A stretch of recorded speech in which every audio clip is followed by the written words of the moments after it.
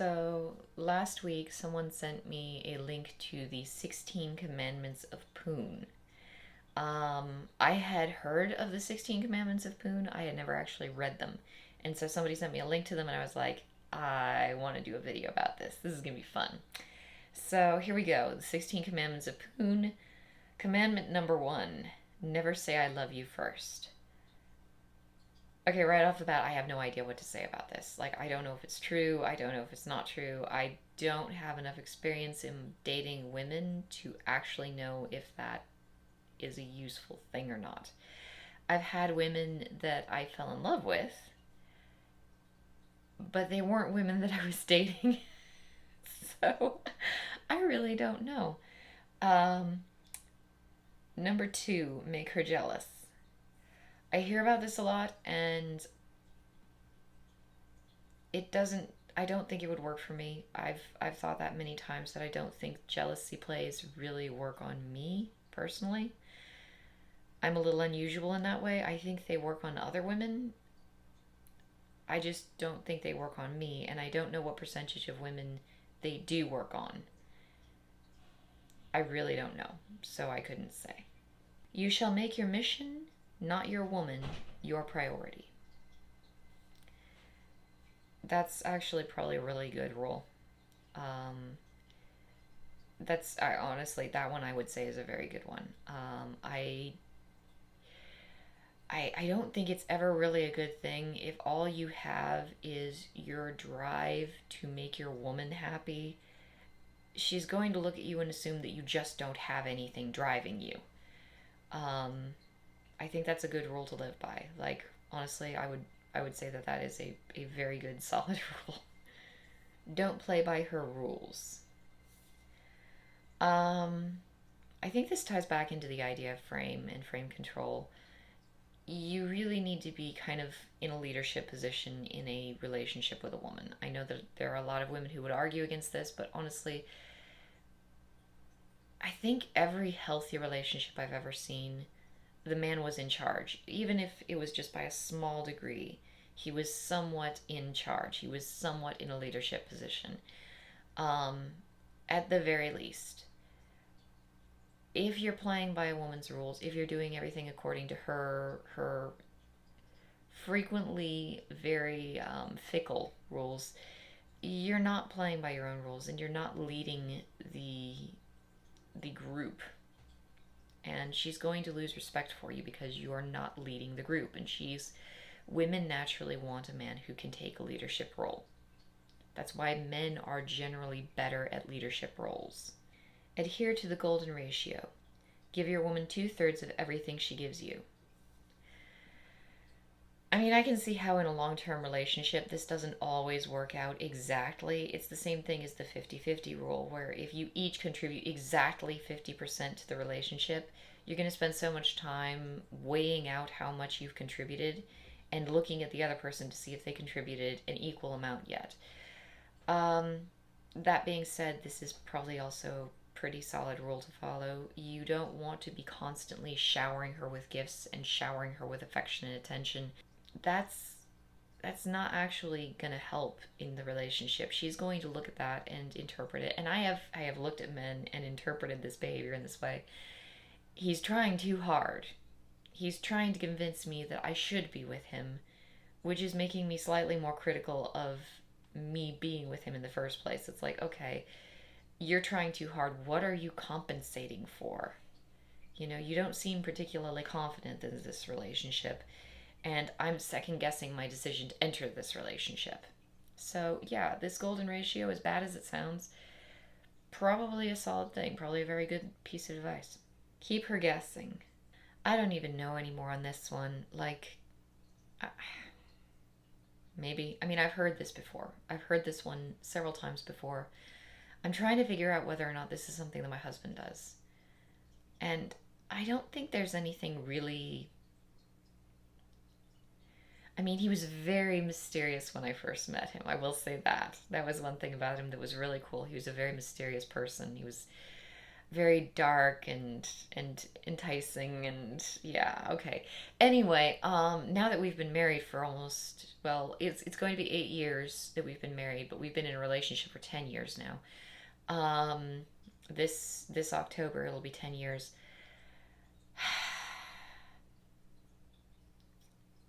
Is there anything really mysterious or inscrutable about him? Eh, we've known each other for a long time. Is he gonna keep me guessing at this point? Do I need him keeping me guessing after 10 years? Personally, no, I don't think so. Is he constantly being really really forthright and sharing with his feelings? No, he tends to be he tends to be very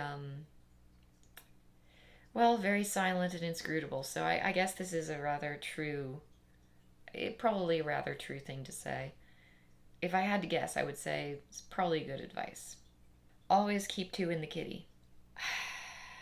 Always have multiple different options when it comes to women. This one, of course, stops being a good piece of advice once you've gotten married. So, I don't know. I'm sure there are some married men who are perfectly happy following this advice, but for us at least, it stopped being useful advice the moment we got married. Even before we got married, we were engaged. It's like he's not going to go running off with some other woman. Um, that's never been. It goes along with the jealousy thing. That's never been a concern in our case. But then again, I think the idea of having multiple options or other women that you can go to if your woman starts just acting up and being crazy is that you have this sense of confidence and just uncaring about you.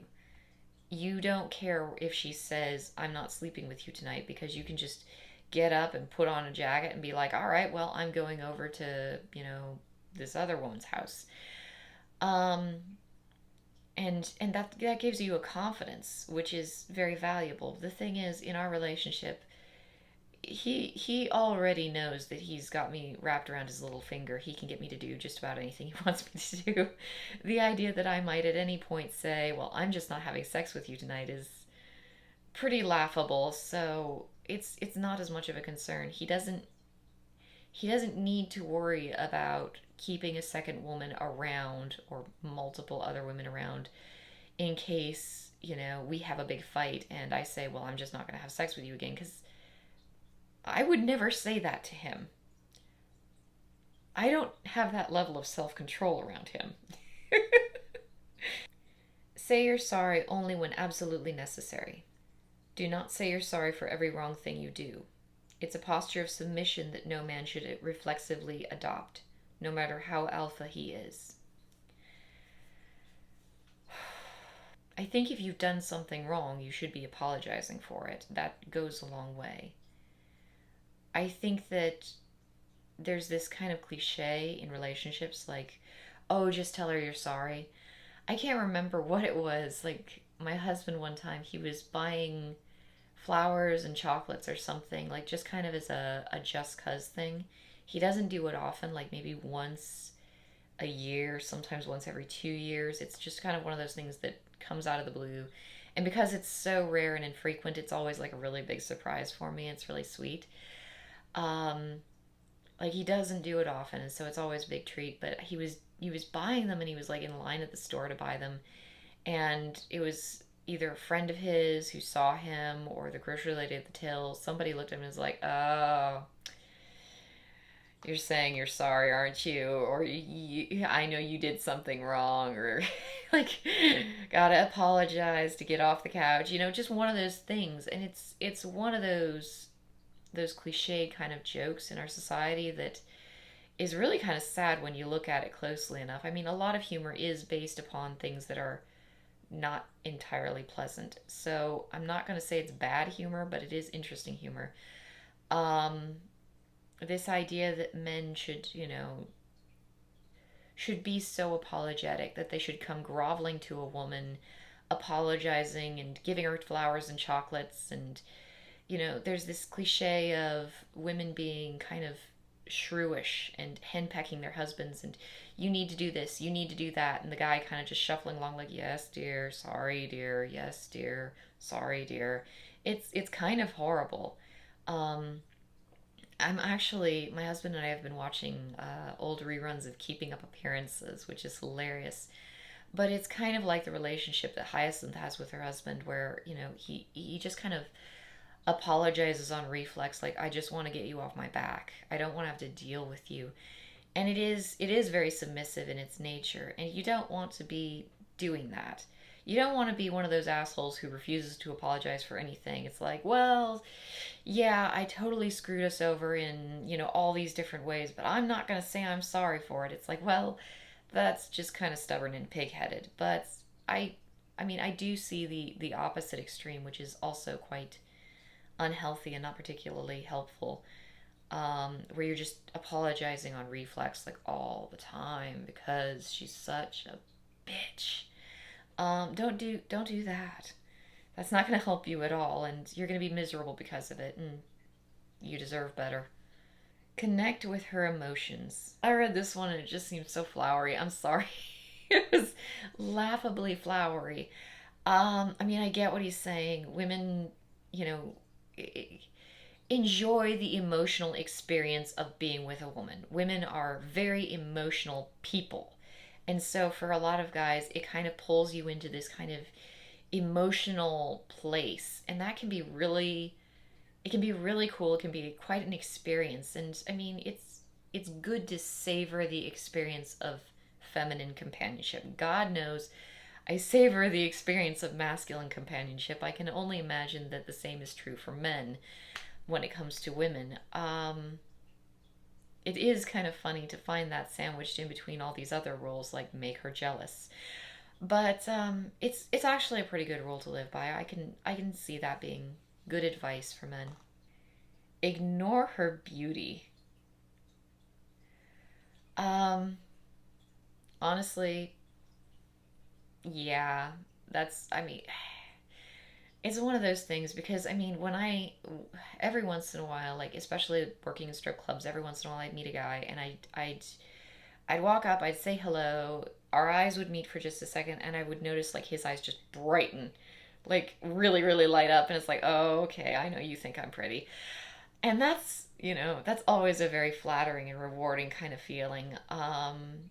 At the same time, it's good to just kind of not be bowled over by how beautiful a girl is all the time. When you go back to sexual displaying higher value, sexual market value, you don't want to seem like you're in a status below hers, where you're constantly looking up at her and trying to win her over in some sort of, I'll give you a favor if you just please like me. You want to be at a point where you are comfortable enough and secure enough as a man to just not care. Yeah, he brings up a really good point here. When you are just really, really dumbstruck by a woman and you're kind of, I mean, you're not really getting to know the woman. You're still too busy staring at her in wonder. There is a certain degree to which, if you just kind of remove yourself from that initial, like, struck over the head with her beauty kind of reaction, you can get to know the woman herself. And your chances of maintaining a healthy relationship with her are much, much higher. And then when you're having sex with her, then you can be all in awe of her beauty and everything. But when it comes to interacting with her, if you can just shut off that reaction a little bit more, it does help you.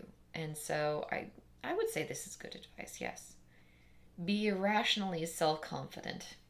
Okay, I read this one and immediately I was like, yeah, right, that's not good advice at all. But then I read through the actual, like, if you don't read the paragraph under the rule, you aren't necessarily going to get the gist of the rule. And this is actually not a bad rule.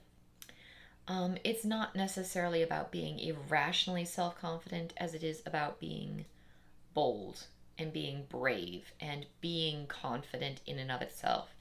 A lot of people, they aren't confident. A lot of men aren't confident. Men who read these rules aren't necessarily always going to be confident. And when he says always be irrationally self confident, he doesn't mean be irrational. It means be more confident than you feel like you should be. If you're not a very confident person, if you sit there and you look at all the reasons why you shouldn't be very confident or very bold or very daring, you need to get into the habit of kind of taking the risk and being just a little bit more confident than you feel comfortable with. Step outside your comfort zone and be a little bolder than you would otherwise. When he says be irrationally self confident, he doesn't mean be crazy and irrational. He just means as much as you can justify not being confident and not being bold and not being daring, be bold, confident, and daring anyway. Just a little extra bit beyond what you're comfortable with. You don't have to get crazy with it. Just go a little bit beyond your comfort zone and, start there and see where it leads you. Maximize your strengths, minimize your weaknesses. In the betterment of ourselves as men, we attract women into our orbit. I actually like that first sentence of the paragraph much more than I like the rule. Maximize your strengths, minimize your weaknesses. It just doesn't tell me all that much. That first sentence really helps clarify it for me. And it's good advice. And this is something that I think a lot of men, I've seen men, not a lot of men maybe, no, it's a lot.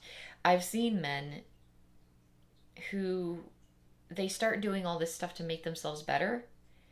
And so they'll go to the gym and they'll start weightlifting and working out, and maybe they'll get some nicer clothes, and maybe they'll buy some sort of cologne or something, and then they go out and they expect it to make this instant change.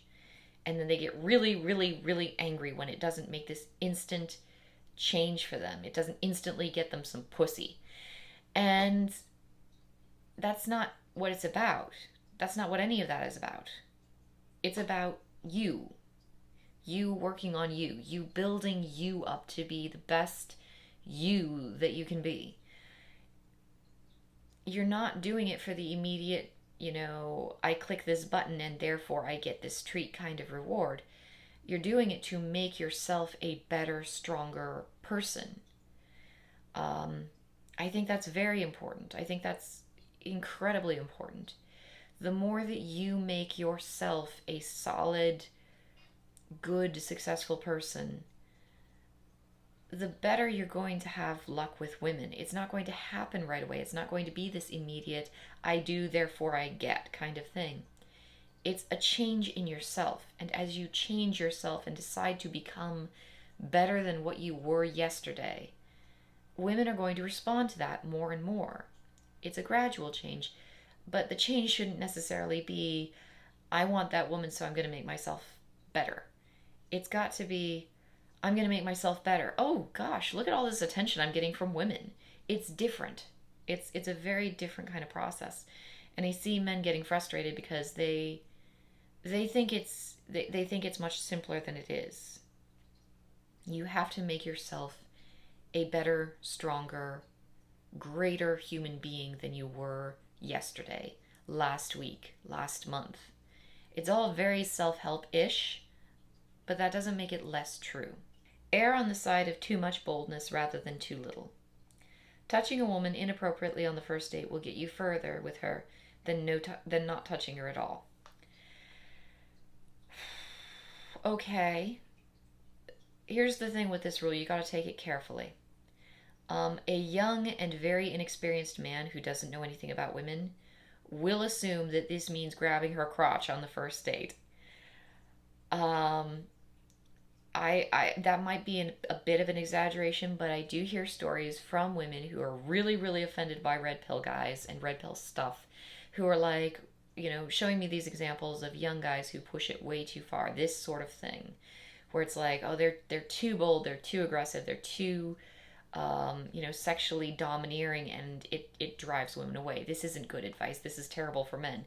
And it's like, well, if you're an extremely inexperienced guy who's out on one of his earliest dates and doesn't have much experience with women, it's really easy to misinterpret this idea and make some pretty cringy, if not condemnable, mistakes. So don't take it that far.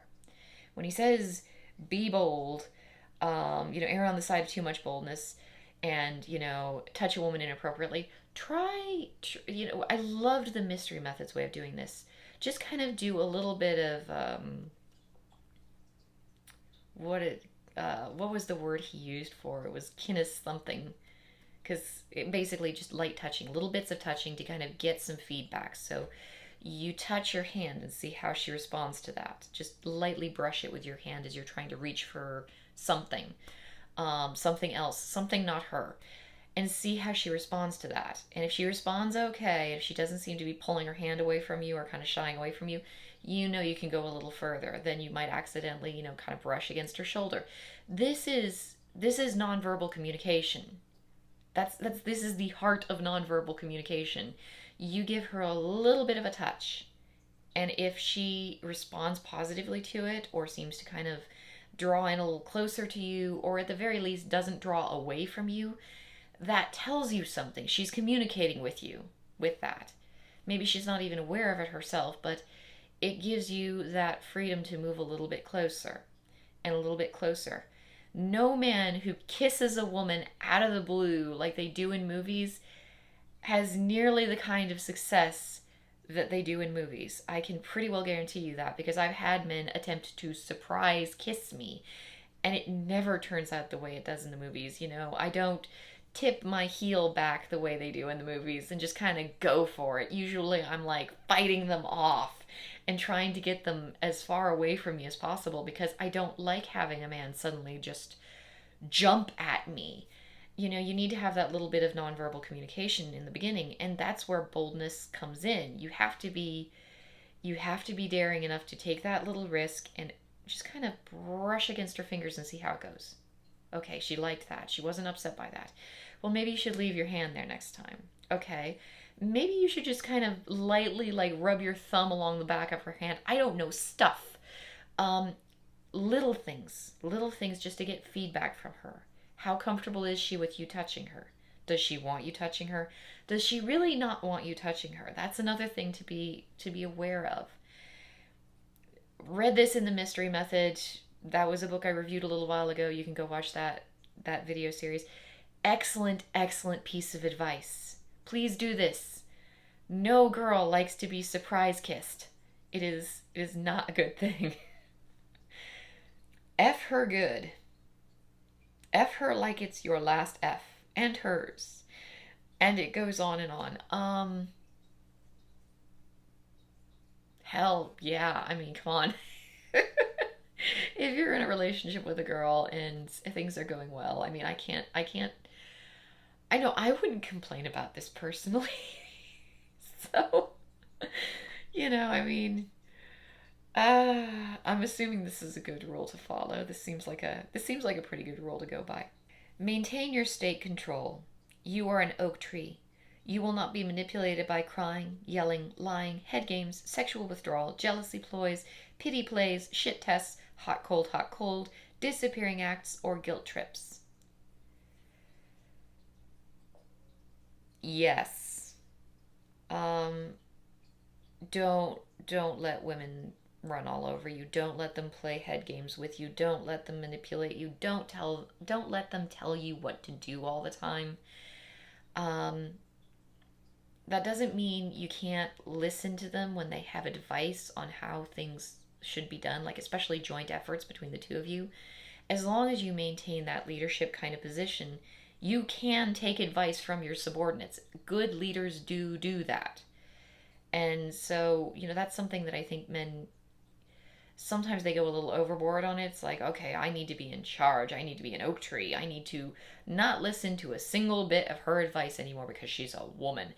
Well, that's not necessary. You can still listen to her advice, especially if she has good advice, but you need to maintain that level of leadership, and you certainly cannot be responding to head games, hot cold, crying, weird behavioral manipulative.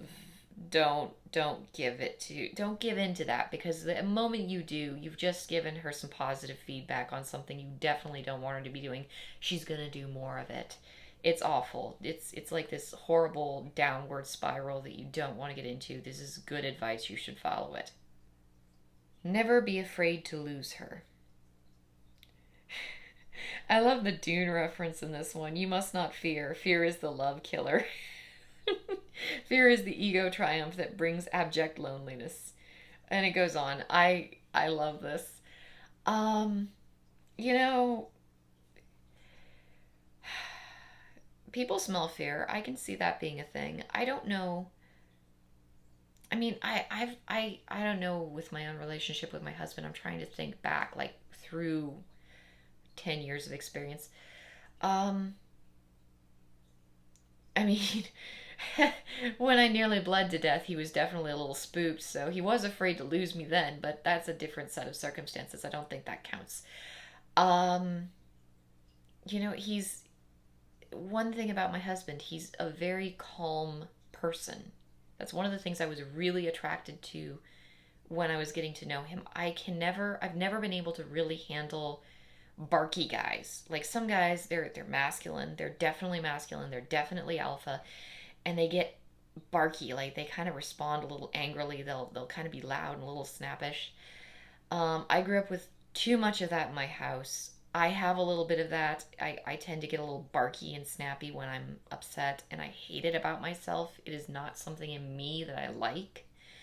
And so I've always really admired his sense of calm. And this is something my dad had too. Like, I really do think that there's a certain degree of you see your parents and you build up a template inside your mind, and then you go out and you find a lot of those same traits that you found valuable in a prospective mate. And so I look at the template that my father laid out for me, and the thing that I really found very notable about him was his calm, his sense of just very solid calm. And then I found my husband, who also has this just absolutely soothing and beautiful sense of very solid calm.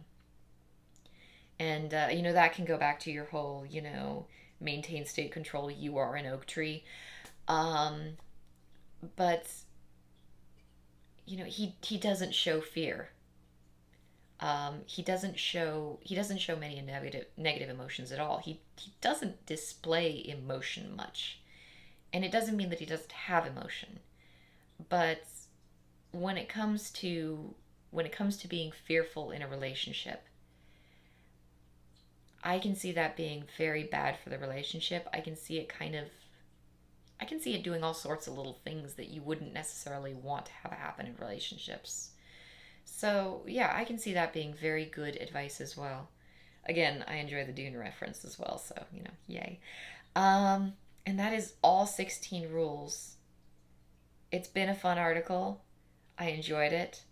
I can't vouch for all 16 of the rules, but the ones that I have a little bit of experience with, I can say, yeah, they're good rules to live by.